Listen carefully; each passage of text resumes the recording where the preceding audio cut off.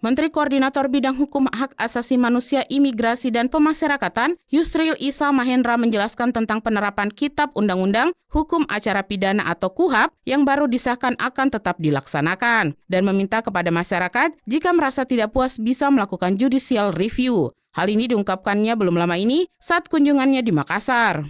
Menurutnya, penolakan oleh masyarakat KUHAP baru telah disahkan dan saat ini dalam proses perundang-undangan. Kalau ada kelemahan, tentu kelemahan dapat diperbaiki. Bagi mereka yang tidak puas terhadap norma-norma KUHAP, dapat mengajukan judicial review kepada Mahkamah Konstitusi.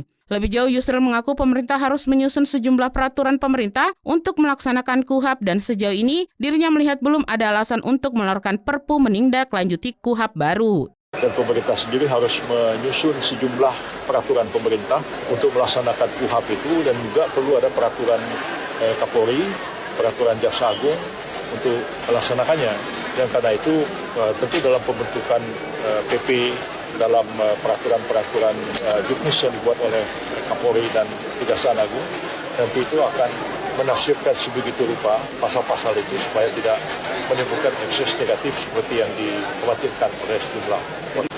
Saya belum melihat ada alasan yang mendesak untuk melakukan Perpu, karena undang-undangnya pun sampai hari ini baru disahkan dan dalam proses untuk pengundangan, dan saya kira lebih baik dijalankan dulu. Yusril berpendapat jika apa yang sudah ada dijalankan lebih dulu dan ada kekurangan itu dapat diperbaiki dengan amandemen terhadap KUHAP itu sendiri maupun melalui judicial review kepada Mahkamah Konstitusi.